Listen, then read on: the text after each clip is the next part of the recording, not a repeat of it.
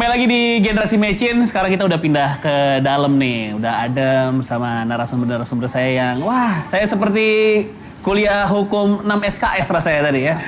Tadi mau sedikit minta tanggapannya ke Pak Erwin tentang penetapan pansel. Irjen Pol Purnawirawan. Iya, betul sekali. Ini kan kita biar santai aja. Pak Erwin, Gini, gimana Mas Pak? Patra, Iya. itu kalau ICW protes itu sangat wajar dan Ya. memang itu harus dilakukan. Dan memang tugasnya ICW Memang untuk tugas seperti dia. itu. Tapi kan sudah keluar Kepres 54. Ya. Siapa pansel? Tapi kalau dibilang apa alasan protes? Karena ilmunya katanya tidak semua. Kemudian Kompetensi lah kedekatan, ya. kompetensi, kemudian kedekatan.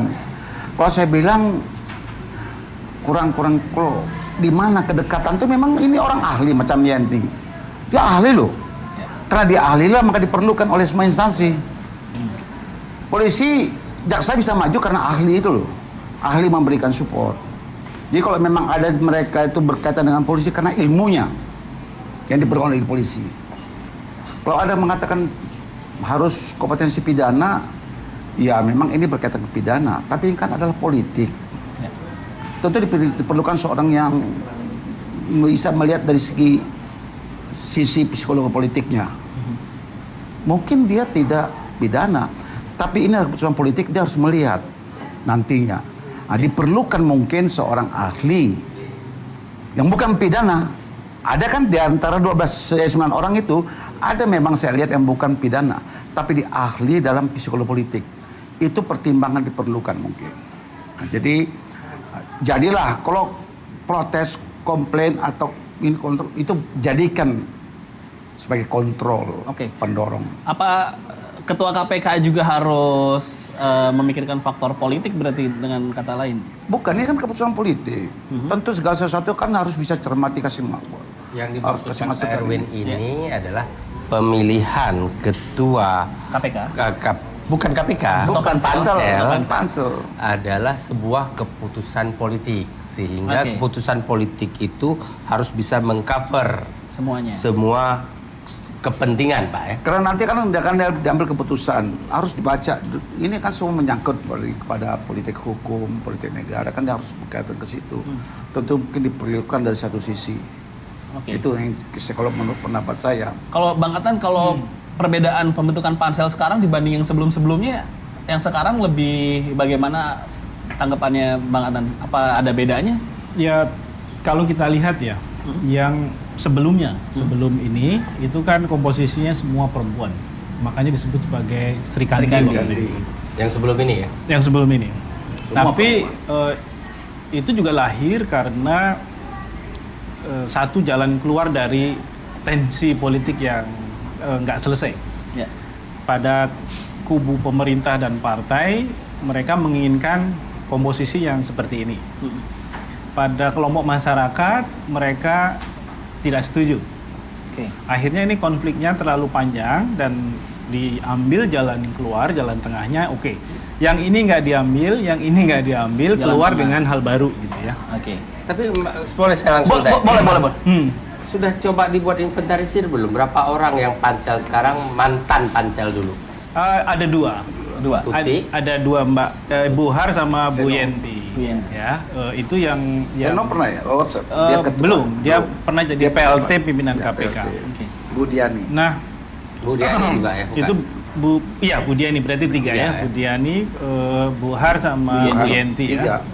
Nah, itu periode Pak Jokowi. Tapi periode sebelumnya ada lagi model di mana ketua panselnya itu adalah menteri terkait gitu ya. Oke. Sekretaris menteri terkait. Misalnya kalau dulu itu pernah di Menpan RB, zamannya Pak Antasari Ashar. Ya. Sebelumnya juga di Setnek gitu. Jadi bisa berubah-ubah Yang mana yang paling ideal menurut Bang Atan? Kalau yang paling ideal tentu adalah ketika kementerian yang dipakai atau yang digunakan untuk memayungi pansel itu adalah kementerian yang menterinya bukan partai politik. Oke. Karena nanti akan dibawa kemana-mana isunya, gitu ya. Nah, sekarang ini kan di Setnek itu memang sudah tepat karena waktu itu kita juga mendorong supaya payung dari panselnya di Kementerian Teknis yang itu non partai politik. dalam hal ini di bawah Pak Pratikno sebagai Menteri Sekretariat Negara, dan itu oke, jalan.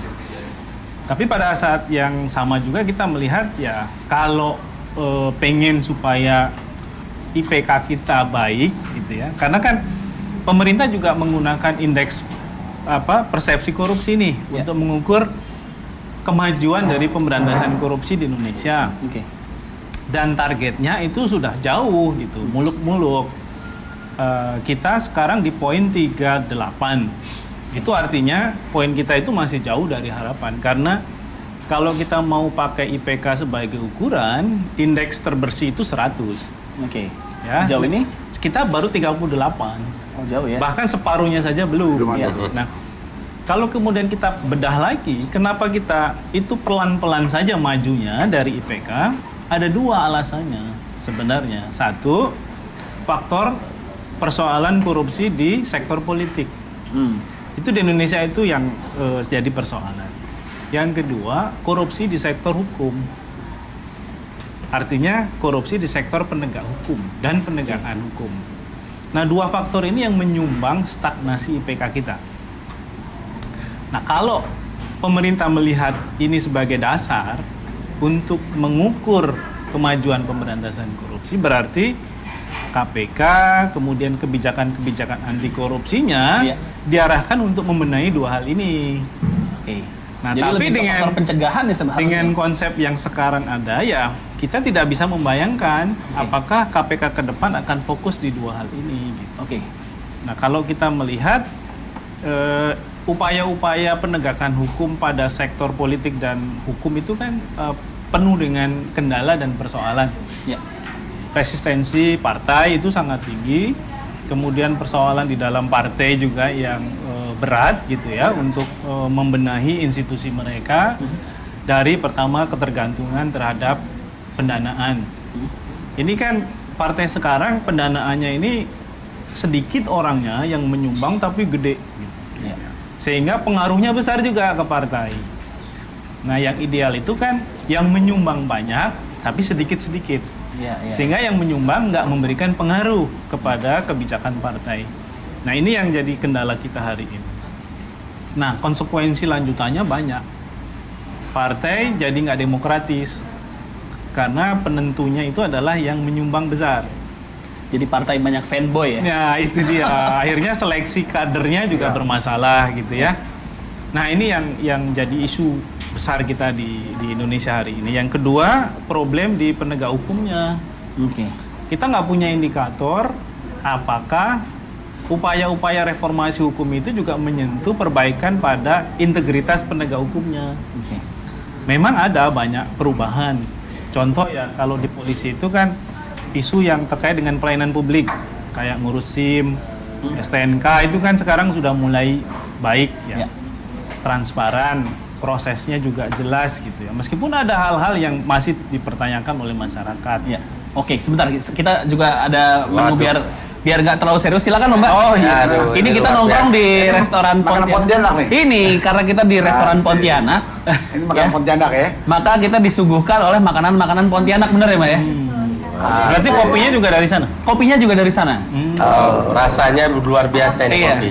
Ini ada apa? Bakwan, kroket ubi, pisang harusnya ada dong. Ada ini Pisang Pontianak. Wah, Ini pisang kipas bukan?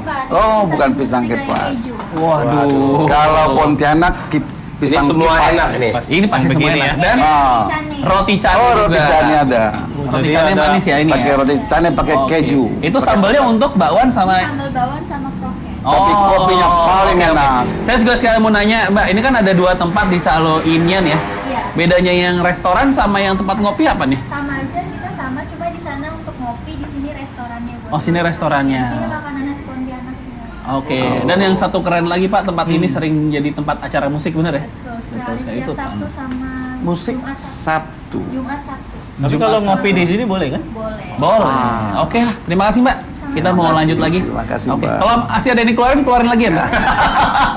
Ini masih panjang soalnya. Kalau roti cane boleh. Kalau di sana oke. Mau dilanjut silakan makanan, abis ini kita lanjut lagi ya. Saya Ya. harus potong dulu karena silakan mau dicicip-cicipin dulu. Oke. Untuk pemirsa jangan kemana-mana, tetap di Generasi Mecin.